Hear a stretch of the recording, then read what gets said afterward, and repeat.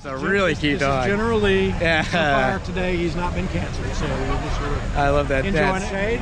He's an older dog, huh? He's about 13 years old, going on 2. He still misbehaves most of the time.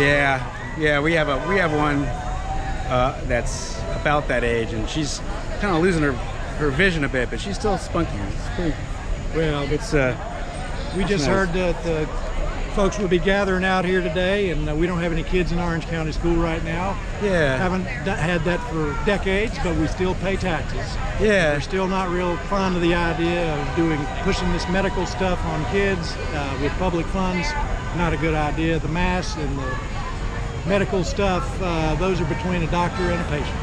Well, that's great. So if I was to ask you, if we can kind of encapsulate one belief that you could say about this, so I could ask you better questions about the belief, what would that belief be? Belief that taxpayers should not be funding nonsense. So taxpayers should not be funding nonsense, and by nonsense what do we mean in this case? Well, in this case, medical decisions should be between a patient and a doctor. And even if somebody has an MD, if they're not my doctor, they shouldn't be giving me orders about medicine. And so what is, help me out because I'm not really familiar. What's happening what are they saying that? They're pushing for mask mandates and for kids to, if they want extracurricular activities, etc., they have to have the vaccine card. So it's putting a lot of parents between a rock and a hard place.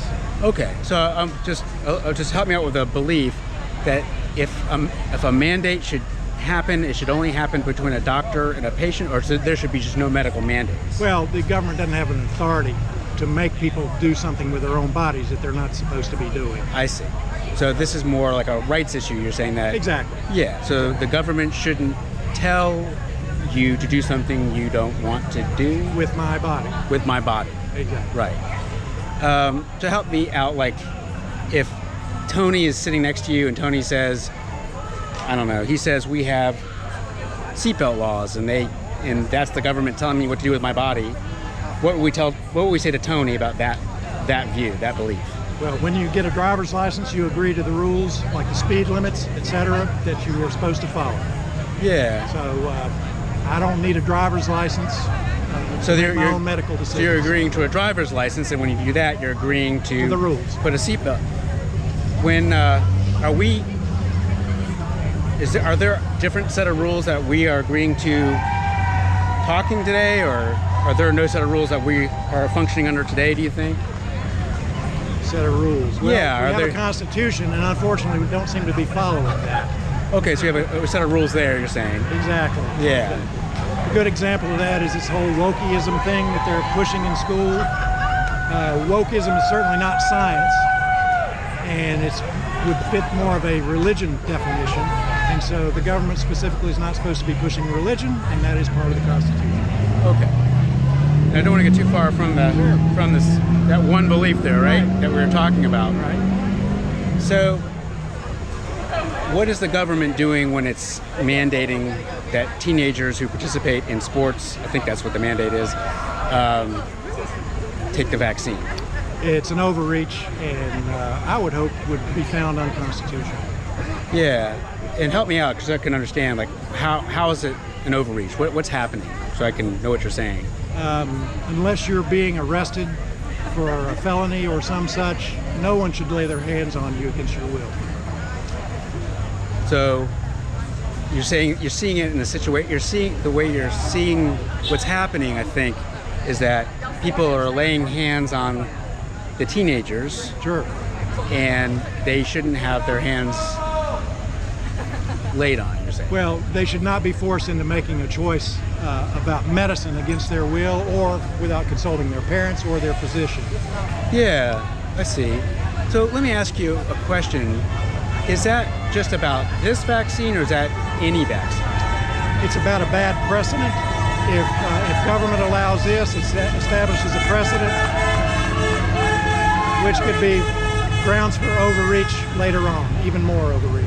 Now, let's just suppose that the government required other vaccines to participate in this school activity or that school activity. Would you be against those vaccines too? I would say, once again, that's between a parent and a child and a physician. Yeah. And if you were to learn hypothetically that they have those rules, that you have to take certain vaccines to do certain school activities. Well, fortunately, there are alternatives, as in private education, and hopefully a lot of parents, in fact, I've seen a lot of evidence that a lot of parents with this whole at-home schooling have seen a lot of problems in public education and what's being pushed.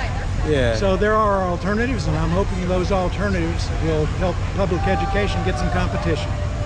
Yeah. Are there any other kinds of mandates, or is just medical mandates that in school system that's what's concerning you? Well, the mask business is pretty harmful, especially in younger kids. And as we've seen, the real science says the younger kids are not a problem with transmission or risk. Yeah. So, and if that science, I'm not saying that's the case, but if that were to change, and let's say the Delta variant was worse than we thought, or there was a much worse variant out there, would you reduce your confidence level in the belief, or would you still have your belief at the same level? I'm always open to real science, but unfortunately we've got a lot of folks who backtracked and flip-flopped around, so it's very hard for people to trust anything now. So for you, what is real science then? What is real science is we're trying out a vaccine that is still classified as experimental on a lot of people, and it's against their will. So bad precedent. If government can get away with this, the next step could be a lot worse. Well, I appreciate you talking to me. That was awesome. I got a much better sense of where you're coming from. Thank you. Very good. You're very welcome.